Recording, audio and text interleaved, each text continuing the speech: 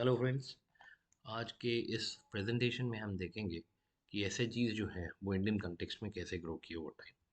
आप देखिए 1984-85 में मर्यादा करके एक प्रोजेक्ट लॉन्च हुआ जो बेसिकली एक एनजीओ था।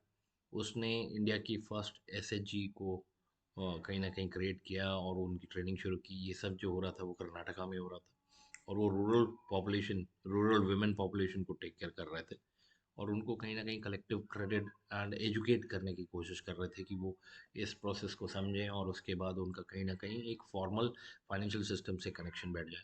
सो दैट कहीं न कहीं फ्यूचर में जब वो इससे कुछ प्रॉफिट अर्न कर पाएँ या सेल्फ एम्प्लॉयमेंट ले पाएँ, तो वो कहीं न कहीं देखें वो ओवरऑल सोसाइटी को अपलिफ्ट करेगा।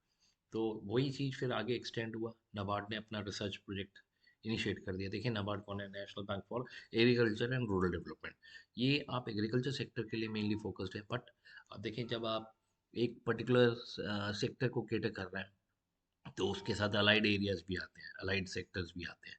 तो आप फार्मर्स की अगर बात कर रहे हैं तो उनकी बेटर हाफ यानी उनकी वाइफ्स जो मेनली होम मेकर्स हैं और घर पे रिस्ट्रिक्टेड हैं, उनके लिए भी आप कुछ करना चाहेंगे।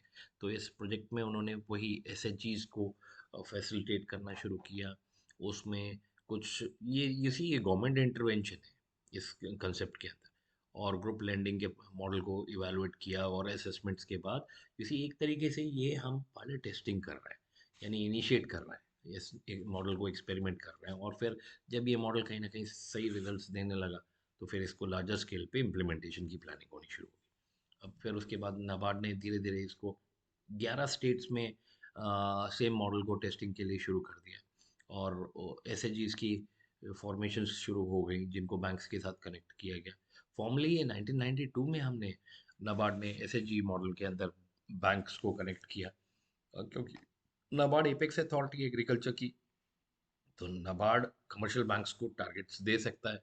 तो इन्होंने प्रायोरिटी सेक्टर लेंडिंग के अंडर इस डायमेंशन को समवेयर अराउंड 1992 में ऐड कर दिया। तो जब ये ऑन पेपर आ गया, रिकॉर्ड आ गया, एक टारगेट एस्टेब्लिश हो गया, तो ये देखें आरबीआई ने भी अपना सर्कुलर निकाल के इस मूवमेंट को सपोर्ट करना शुरू कर दिया through SHG bank linkage programme. और उसमें फिर वर्किंग कमेटी कुछ बनी जिन्होंने फर्दर इस सेक्टर की अपलिफ्टमेंट के लिए कुछ सजेशंस और रिकमेंडेशंस दी हैं। एक्सपर्ट ग्रुप्स बैठे है ना।